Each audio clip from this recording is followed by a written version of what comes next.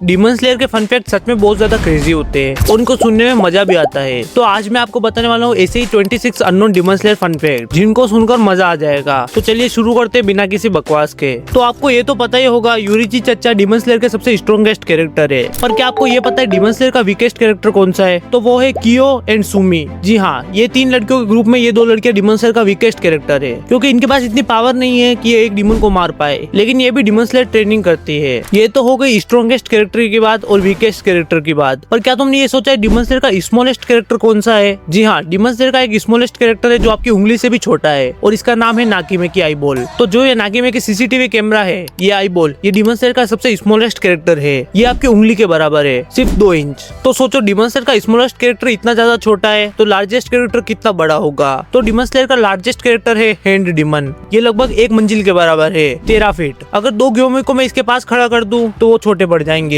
ये इतना बड़ा है। तो क्या तुम्हें पता है हान तेंगू की बॉडी जब छोटी हो जाती है वो कितनी छोटी हो जाती है? तो जब हान तेंगू की बॉडी बहुत ज्यादा छोटी हो जाती है तो उसकी साइज लगभग जेनित्सु की क्रो के बराबर होती है। ये बॉडी इतनी ज्यादा छोटी हो जाती है, ये सिर्फ 7 इंच की रहती है। तो ये जेनित्सु की क्रो है, ये भी 5 इंच की है, मतलब इस बॉडी से थोड़ी सी ही छोटी है। सोचो तांजीरो ने इसको कैसे काटा होगा। तो आपने लेडी तमायो के पास ये कैट तो जरूर देखी होगी। ये डीमन स्लेयर का फर्स्ट एनिमल डीमन है। इससे पहले जितने भी डीमन थे सब इंसान ही थे। तो क्या तुमने कभी कासुगा एक रो देखा है? ये लिटरली चिबी नेजुको के बराबर है। ये दिखने में छोटे दिखते हैं लेकिन ये काफी बड़े होते हैं और इनकी हाइट और चिबी नेजुको की हाइट ऑलमोस्ट सिमिलर है, 2 फीट के आसपास। तो क्या आपको हान तेंगू की ये फॉर्म जोहाकुतेन पता है? तो जोहाकुतेन का जो ड्रैगन है वो 65 फीट का है, लगभग एक 6 मंजिला इमारत के बराबर, या फिर ये कह लो 9 ग्योमी के बराबर, और इसको मित्सुरी ने हराया था। तो क्या तुमने कभी सोचा है तांजीरो के पापा को कौन सी बीमारी थी? तांजीरो के पापा को ट्यूबरक्लोसिस नाम की बीमारी थी, वो होती है टीबी। तो तुम एक डीमन स्लेयर फैन हो तो तुमने अब तक सारे हाशिरा घर देख ही लिया होगा। तो क्या तुम्हें पता है सबसे एक्सपेंसिव हाउस किस हाशिरा के पास है? तो वो है शिनोबु कोचो। शिनोबु कोचो के पास अपनी बहन कनाए कोचो का एक्सपेंसिव मेंशन है और उसका नाम है बटरफ्लाई मेंशन। शिनोबु के रिलेटेड एक फैक्ट ये भी है कि शिनोबु का जो नाम है कोचो उसका मतलब होता है बटरफ्लाई। इसी के बाद शिनोबु का एक और फैक्ट है, तुम्हें पता है शिनोबु की ब्रीदिंग स्टाइल सबसे ज्यादा वीकेस्ट ब्रीदिंग स्टाइल है। अब ये एक इंटरेस्टिंग फैक्ट सुनो। क्या तुम्हें पता है यूरिची की जो ये टाइप 0 डॉल है, ये यूरिची की 6 और 7% पावर ही कैरी करती है। जी हाँ, इससे ज्यादा ये पावरफुल नहीं है, यूरिची इससे कई ज्यादा पावरफुल है। क्या तुम्हें पता है जेनित्सु का जो कैरेक्टर है वो कैट से इंस्पायर है, इसी कारण जेनित्सु ऐसी पागल वाली हरकतें करता है जो कि बहुत ज्यादा कॉमेडी होती है। और तुम्हें यूरिची के रिलेटेड एक और फैक्ट बता दूं, यूरिची 30+ हाशिरा के बराबर है। अगर 30 हाशिरा भी आ जाए तो वो यूरिची को नहीं हरा पाएंगे। तो क्या तुम्हें पता है डीमन स्लेयर की सबसे लंबी कटाना किसके पास है? वो है कोकोशिबो के पास। कोकोशिबो की कटाना लिटरली इनफाइनाइट टाइम तक बढ़ सकती है, क्योंकि ये उसके फ्लैश से बनी है और डीमंस के अंदर ये प्रॉपर्टी होती है कि वो अपने फ्लैश को कितना भी बढ़ा सकते हैं, घटा सकते हैं। उसी के साथ क्या तुम्हें पता है डीमन स्लेयर की सबसे हेवी कटाना किसके पास है? तो वो है टेंजन उजुई के पास। टेंजन के पास जो कटाना है वो एक्चुअल में कटाना नहीं है, बट वो हेवीएस्ट वेपन है पूरे डीमन स्लेयर यूनिवर्स का। ये फैक्ट तो शायद तुम्हें पता होगा, लेकिन फिर भी बता दूं, तांजीरो जो हिनुकामे कागुरा है वो खुद से सीखा था। जी हाँ, उसको किसी ने प्रोफेशनल ट्रेनिंग नहीं दी, वो अपने पापा को देख देख के और बैक मेमोरी से ही सीख गया था। उसी के साथ साथ रेनगोकू भी फ्लेम ब्रीदिंग अपने आप से ही सीखे थे। और रेनगोकू के रिलेटेड एक फैक्ट ये भी है कि उनके पापा अपने टाइम पे सबसे स्ट्रॉन्गेस्ट हाशिरा थे। इसी के साथ क्या तुम्हें पता है ओबनाई और मित्सुरी की लव स्टोरी में मित्सुरी ने ओबनाई को पहले प्रपोज किया था और इन्होंने शादी का वादा भी किया था, लेकिन फाइनल फाइट में ये मर जाते हैं। अगर इनके फैन हो तो कमेंट कर देना पिंक हार्ट और ब्लैक हार्ट। उसी के साथ चलते हैं अगले फैक्ट पे। तो क्या तुम्हें पता है रुई जो है वो लोअर मून में स्ट्रॉन्गेस्ट हो सकता था, लेकिन उसने अपनी फैमिली को पावर बांट दी, इस चक्कर में वो स्ट्रॉन्गेस्ट होने से रह गया। इसी के साथ क्या तुम्हें पता है जेनित्सु के जो ये दादाजी है जिगारो खाजिमा, ये उसकी रियल दादाजी है ही नहीं। तो क्या तुम्हें पता है डीमन स्लेयर में सबसे लॉन्गेस्ट हेयर मुइचिरो के है? जी हाँ, ये है तो बहुत छोटा लेकिन इसके हेयर बहुत बड़े हैं। क्या तुम्हें ये फैक्ट पता है कि सानेमी सिर्फ पढ़ सकता है, लिख नहीं सकता,